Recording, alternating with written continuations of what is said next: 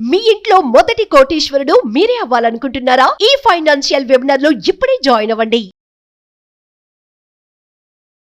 నమస్తే. Welcome to Suman TV. నేను మీ రమా రాజేష్. నేను ఒక చార్టర్డ్ వెల్త్ మేనేజర్‌ని అండ్ మ్యూచువల్ ఫండ్ డిస్ట్రిబ్యూటర్. ఈరోజు మనం ఒక సీరీస్ చేసుకుంటున్నాం కదా! మీ కమెంట్స్ అండ్ మా సమాధానాలు అనే దాంట్లోని ఒక సబ్‌స్క్రైబర్ అడిగిన ఒక క్వెషన్ అండి. అతను ఏమడిగారంటే మ్యూచువల్ ఫండ్స్‌లోని నామినీ లేకుండా ఇన్వెస్ట్ చేసిన వ్యక్తి చనిపోతే ఆ ఫండ్స్ ఎవరికి వెళ్తాయి? వాటి ప్రాసెస్ ఏంటి? అది ఎలా ప్రాసెస్ చేసుకోవాలి అని క్వెషన్ అడిగారు. ఇవాళ దాని గురించి ఆన్సర్ తెలుసుకుంటూ అసలు మ్యూచువల్ ఫండ్స్‌లో నామినీ చేయకపోతే ఎలాంటి ప్రాసెస్ ఉంటుంది? నామినీ చేస్తే ఎలాంటి ప్రాసెస్ ఉంటుందని ఇన్ డీటెయిల్‌గా తెలుసుకుందాము. ఇది చాలా మందికి ఇంపార్టెంట్ అయిన వీడియో కాబట్టి ఎవరికైనా మీకు తెలిసిన వాళ్ళు మ్యూచువల్ ఫండ్‌లో ఇన్వెస్ట్ చేసుంటే వాళ్ళకి దయచేసి షేర్ చేయండి. So, coming to the question, అతను అడిగిన క్వెషన్ ఏంటి అంటే, మన ఇన్వెస్ట్ చేసిన వ్యక్తి గనక చనిపోతే అతని ఇన్వెస్ట్‌మెంట్స్ ఒక నామినీ లేకపోతే ఎవరికి వెళ్తాయి అన్నది. సో, స్ట్రెయిట్‌గా ఈ క్వెషన్‌కి ఆన్సర్ చేయాలి అంటే, ఒకవేళ ఎవరైనా ఇన్వెస్ట్‌మెంట్ చేసి, ఆ ఇన్వెస్ట్‌మెంట్ చేస్తున్నప్పుడు చనిపోయుంటే, ఆ వచ్చిన ఈ మ్యూచువల్ ఫండ్ యూనిట్స్ అన్నీ కూడా నామినీకెళ్తాయి. ఒకవేళ నామినీ గనక పెట్టకపోతే, అక్కడ జాయింట్ హోల్డర్ ఎవరైనా ఉన్నారు అంటే, ఇప్పుడు సింగిల్ హోల్డర్‌లో తీసుకుంటాం, జాయింట్ హోల్డర్‌లో కూడా కొన్నిసార్లు మ్యూచువల్ ఫండ్ ఇన్వెస్ట్‌మెంట్ చేస్తాం కదా! సో, జాయింట్ హోల్డర్ ఎవరైతే ఉంటారో వాళ్ళకెళ్తుంది. ఒకవేళ జాయింట్ హోల్డర్ కూడా కాదు, సింగిల్ హోల్డరే అయితే, అప్పుడు వాళ్ళ లీగల్ హెయిర్స్‌కి వెళ్తుంది. లీగల్ హెయిర్స్ అంటే ఏంటి? వాళ్ళు చట్టపరంగా వాళ్ళకున్న ఆహ్, ఎవరైతే ఉంటారో పిల్లలు గాని, లేకపోతే చట్టపరంగా ఎవరైతే వాళ్ళ ఆస్తులకి అర్హులవుతారో వాళ్ళకి వెళ్తుంది. కానీ ఇది చెప్పనంత ఈజీ కాదు. ఇది ఇంకొక ప్రాసెస్ ఉంటుంది. సో, ఈ వీడియోలో నా ప్రాసెస్ కూడా తెలుసుకుందాము. అండ్ ఎలాంటి డాక్యుమెంట్స్ సబ్మిట్ చేయాలి? ఎలాంటి ప్రాసెస్ ఉంటుంది? ఎవరిని అప్రోచ్ అవ్వాలి? అన్నీ డీటెయిల్‌గా తెలుసుకుందాము. సో, నేను చెప్పినట్లు మనకి 3 కండిషన్స్ ఉంటాయి. కండిషన్ నంబర్ 1 ఏంటి? మ్యూచువల్ ఫండ్ ఇద్దరు కలిపి ఇన్వెస్ట్ చేస్తే, జాయింట్ హోల్డర్‌లో ఇన్వెస్ట్ చేస్తే, ఒక వ్యక్తి చనిపోతే అప్పుడు ఆ ప్రాసెస్ అది ఎవరికెళ్తుంది? అండ్ నామినీ ఉంటే నామినీ ఏం చేయాలి? అండ్ థర్డ్, నామినీ లేరు, జాయింట్ హోల్డర్ లేకపోతే ఆ లీగల్ హెయిర్ ఈ పర్టిక్యులర్ ఫండ్స్‌ని ఎలాగా వాళ్ళ వైపు వాళ్ళు తెచ్చుకోగలుగుతారు? ఈ 3 కాన్సెప్ట్స్‌ని ఇన్ డీటెయిల్‌గా తెలుసుకుందాం. సో, ఫస్ట్ కేస్‌కొచ్చేటప్పటికి జాయింట్ హోల్డర్ గనుక ఉంటే నేను చెప్పినట్లు ఈ ఫండ్స్ అన్నీ కూడా ఆ జాయింట్ హోల్డర్ నేమ్‌లో ఎవరైతే సర్వైవర్ అయి ఉంటారో, ఇద్దరిలో ఒకళ్ళు బతికుంటారు కదా! వాళ్ళ పేరు మీద ట్రాన్స్‌ఫర్ అవుతుంది. సో, దానికి కొన్ని డాక్యుమెంట్స్‌ని సబ్మిట్ చేసి వాళ్ళు రిక్వెస్ట్ చేసుకుంటే ఈ ఫండ్స్ అన్నీ కూడా ఆ రెండో పర్సన్‌కెళ్ళిపోతాయి. అండ్ అట్లనే నామినీ ఉంటే కూడా అబోవ్ 18 ఇయర్స్, మళ్ళీ నామినీలో మనకి ఇద్దరు టైప్ ఆఫ్ నామినీస్ ఉంటారు. ఒకళ్ళు 18 ఏళ్ళు పైబడిన వాళ్ళు, ఇంకొకళ్ళు 18 ఏళ్ళు నిండిన వాళ్ళు. 18 ఏళ్ళు పైబడిన వాళ్ళకి అగైన్ వాళ్ళ ఒక డాక్యుమెంట్స్ ప్రూఫ్ గనక సబ్మిట్ చేయగలిగితే వాళ్ళకి ఆ ఫండ్స్ అన్నవి ఏవైతే ఫండ్స్ ఉంటాయో, వీళ్ళ పేరు మీద ఏవైతే యూనిట్స్ ఉంటాయో ఇవన్నీ వాళ్ళ పేరు మీద ట్రాన్స్‌ఫర్ అయిపోతాయి. కానీ ఎవరైతే అండర్ 18 ఉంటారో వాళ్ళకొక గార్డియన్‌ని అపాయింట్ చేయాలి. ఆ గార్డియన్‌తో పాటు వీళ్ళ డాక్యుమెంట్స్, గార్డియన్ డాక్యుమెంట్స్ 2 డాక్యుమెంట్స్ ఇస్తే పిల్లలకి 18 ఏళ్ళు నిండిన తర్వాత ఈ మ్యూచువల్ ఫండ్స్ వాళ్ళకి ట్రాన్స్‌ఫర్ అవుతాయి. అంతవరకు అవి గార్డియన్ పొజిషన్‌లో ఉంటాయి. కానీ గార్డియన్ వాటి మీద ఎలాంటి హక్కు వాళ్ళకుండదు. సో, ఇక్కడ వరకు మీకు క్లియర్ అయిందనుకుంటున్నాను. జాయింట్ హోల్డర్ అయినా, లేకపోతే నామినీ ఉన్నా కూడా. ఇప్పుడు నామినీ లేకపోతే ఎవరైతే లీగల్ హెయిర్స్ ఉంటారో వాళ్ళకెళ్తుంది. దానికి అడిషనల్ డాక్యుమెంటేషన్ అవసరం ఉంటది. ఇప్పుడు ఫర్ ఎగ్జాంపుల్ మనం ఈ కేసెస్‌లో ఎలాంటి డాక్యుమెంటేషన్ అవసరం ఉంటుంది అంటే, ఫస్ట్ మనకి కావాల్సింది ఒక లెటర్ ఉంటుందండి. ఈ మ్యూచువల్ ఫండ్స్ రిక్వెస్ట్ చేయడానికి ఎవరైతే క్లెయిమ్ చేసుకోవాలనుకుంటున్నారో వాళ్ళొక లెటర్ రాసుకొని తీసుకొనెళ్ళాలి. ఇట్లా ఈ ఫండ్స్ అన్నిటిని కూడా నేను ఇచ్చేసుకోవాలని. ఎలా చేసుకోవాలి అంటే, ఏ ఫండ్స్‌లో ఒకవేళ మీరు ఇండివిడ్యుయల్‌గా ఫండ్స్‌ని సెలెక్ట్ చేసుకొని పెట్టుకుంటే ఆ ఏఎంసీకి ఆ లెటర్‌ని సబ్మిట్ చేయాలి. ఆ లెటర్‌తో పాటు మీ కేవైసీ డాక్యుమెంట్స్ అంటే Aadhaar card, pan card and ఆహ్, ఇంకేమైనా అడ్రెస్ ప్రూఫ్ ఏమైనా ఉంటే అది.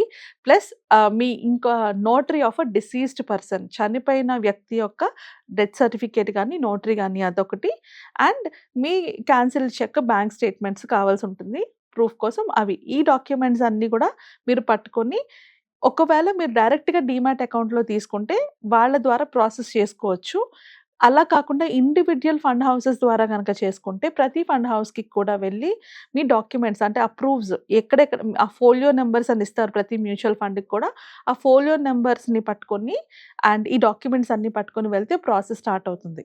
అదే ఒకవేళ గనక గార్డియన్ ఎవరైతే ఉంటారో, ఇప్పుడు రెండో కేసు చెప్పుకున్నాం కదా! నామినీలోని పిల్లలు 18 ఏళ్ల కన్నా తక్కువ ఉన్న వాళ్ళు ఉంటారు గార్డియన్ అని. గార్డియన్ కూడా అడిషనల్ డాక్యుమెంట్స్ ఆయన కేవైసీ డాక్యుమెంట్స్ కూడా ఎవరైతే గార్డియన్ ఉంటారో వాళ్ళ కేవైసీ డాక్యుమెంట్స్ కూడా సబ్మిట్ చేయాల్సి ఉంటది. అండ్ లీగల్ హెయిర్‌కొచ్చేటప్పటికి ఎవరైతే లీగల్ హెయిర్స్ ఉంటారో వాళ్ళు క్లెయిమ్ చేసుకోవాలి. అంటే మనం ఎలాంటి మ్యూచువల్ ఫండ్స్‌లోని ఎలాంటి నామినీని యాడ్ చేయకుండా ఆ ఫండ్స్ ఉన్నప్పుడు, ఆ ఫండ్స్ యొక్క లీగల్ హెయిర్ ఉన్నవాళ్ళు నేను ఈ ఫండ్స్‌ని నాకు ట్రాన్స్‌ఫర్ చేసుకోవాలి అనుకున్నప్పుడు, వాళ్ళు చేయాల్సిన ఆప్షన్స్ ఏముంటాయంటే, వాళ్ళు ఇండెమ్నిటీ బాండ్ అని ఒక బాండ్‌ని సైన్ చేయాల్సి ఉంటుంది. అది అందరు లీగల్ హెయిర్స్ ఎవరెవరైతే లీగల్ హెయిర్స్ ఉంటారో, ఒక మనిషికి ఇద్దరుండొచ్చు, ముగ్గురుండొచ్చు, నలుగురుండొచ్చు. సో, ఉన్న అందరూ కూడా ఇండెమ్నిటీ బాండ్ మీద సిగ్నేచర్ చేసి అండ్ ఇండివిడ్యువల్ అఫిడవిట్ కూడా చేసుకోవాలి. ప్రతి ఒక్కళ్ళు ఇండివిడ్యువల్ అఫిడవిట్ ఇవ్వాలి. వాటితో పాటు మేము ఈ పర్టిక్యులర్ ప్రాసెస్‌కి అంటే మేమే ఆయనకి లీగల్ హెయిర్స్ ఆర్ మేమే ఆమెకి లీగల్ హెయిర్స్ అని ప్రూవ్ చేసుకునే ఒక నోటరీ కాపీ కూడా ఇవ్వాలి. ఇవి ఆన్ టాప్ ఆఫ్ ముందు చెప్పిన డాక్యుమెంట్స్. ముందు ఏం చెప్పాను మనం Aadhaar card, pan card, KYC documents, అలాగే డెత్ సర్టిఫికేట్ వీటితో పాటు ఈ డాక్యుమెంట్స్‌ని కూడా సబ్మిట్ చేయాలన్నమాట. సో, ఈ అన్ని డాక్యుమెంట్స్ సబ్మిట్ చేసిన తర్వాత ఒకవేళ మోర్ దాన్ 1 లీగల్ హెయిర్ ఉంటే, ఆ చనిపోయిన వ్యక్తి గనుక విల్ గనక రాసుంటే, వాళ్ళు విల్ రాసుంటే, ఆ విల్ ప్రకారంగా వీళ్ళకి డివైడ్ చేస్తారు. ఒకవేళ విల్ రాయకపోతే, చనిపోయినప్పుడు ఎలాంటి విల్ కూడా రాయకపోతే, లీగల్ హెయిర్‌లో ఉన్న ప్రతి ఒక్కళ్ళకి ఈక్వల్లీ పంచేస్తారు. ఒకళ్ళే పర్సన్ ఉంటే 100% ఒకళ్ళకే ఎళ్ళిపోతుంది. సో, ఇలా ఉంటుంది ఈ ప్రాసెస్ అంతా కూడా. ఇప్పుడు నెక్స్ట్ మీ అందరికి క్వెషన్ రావచ్చు. ఒకేసారి ఇంత ఫండ్స్ మా దగ్గరకొస్తున్నప్పుడు మేము దానికేమన్నా టాక్స్ కట్టాల్సి ఉంటుందా అని. లేదండి. ఆ ఫండ్స్ మీ పేరు మీద ట్రాన్స్‌ఫర్ అయిపోయిన తర్వాత మీరు ఎలాంటి టాక్సెస్ కట్టాల్సిన అవసరం ఉండదు. ఆటోమేటిక్‌గా ఏవైతే ఇన్వెస్ట్‌మెంట్ చేసుంటారో అవి మీ అకౌంట్‌లోకి ఆర్ మీ డీమ్యాట్ అకౌంట్‌లోకి వచ్చేస్తాయి అంతే.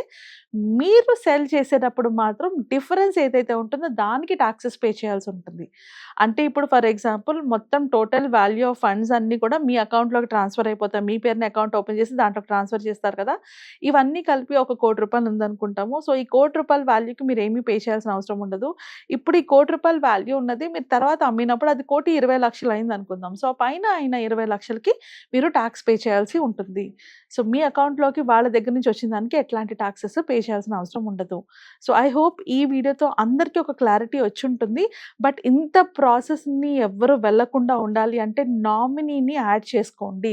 ఒకవేళ మీరు చేసిన ఇన్వెస్ట్‌మెంట్స్‌లో సో ఫార్ నామినీని యాడ్ చేయకపోతే, నామినీ అడిషనల్ యాడ్ చేసుకోవడానికి ఒక రిక్వెస్ట్ అయినా పెట్టుకొని మీరు నామినీని ఇప్పుడే యాడ్ చేసుకోండి. సో, మీ ఫండ్స్‌లోని నామినీస్ ఉన్నారా లేదా అని వెరిఫికేషన్ చేసుకొని, నామినీస్ లేకపోతే ఆ పర్టిక్యులర్ ఎవరి ద్వారా అయితే మీరు అప్రోచ్ అయ్యారో, మీరు ఆన్‌లైన్‌లో చేస్తే ఆన్‌లైన్‌లో, ఎవరి ద్వారా అప్రోచ్ అయితే వాళ్ళకి ఒక రిక్వెస్ట్ లెటర్ రాసుకొని నామినీని యాడ్ చేసుకోండి. నామినీని యాడ్ చేస్తే ఇన్ని ప్రాబ్లమ్స్ ఉండవండి.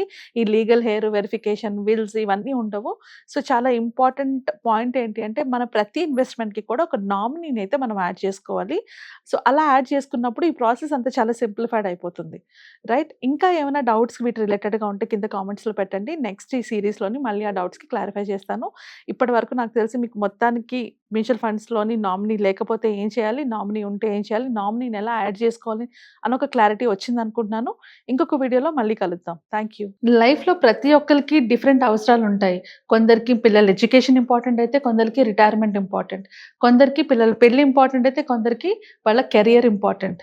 సో, మన లైఫ్‌లో మనకొచ్చే ప్రాబ్లమ్స్‌కి, మనకొచ్చే గోల్స్‌కి ఎలాంటి ప్లానింగ్ అవసరం. అలానే ఆ ప్లానింగ్‌లోని ఏమైనా ప్రాబ్లమ్ వస్తే ఎలాంటి స్ట్రాటజీస్ ఉండాలి. ఈ ప్లానింగ్‌తో పాటు ఇంకేం కావాలి? ఫైనాన్షియల్‌గా స్టెబిలైజ్‌గా ఉండాలంటే మనం ఏం చేస్తే కరెక్ట్?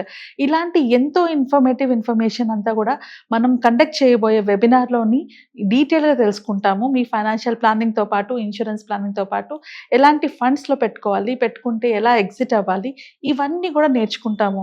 నా పేరు రమా రాజేష్. నేను ఒక చార్టర్డ్ వెల్త్ మేనేజర్‌ని. సో, నేను కండక్ట్ చేయబోయే ఇన్ఫర్మేటివ్, ఎడ్యుకేషనల్ వెబినార్‌కి రిజిస్టర్ చేసుకోవడానికి కింద స్క్రోల్ అవుతున్న నంబర్స్‌కి కాల్ చేసి కనెక్ట్ అవ్వండి. మీ ఫైనాన్షియల్ సెక్యూరిటీ మీ చేతుల్లో తీసుకోండి. Thank you.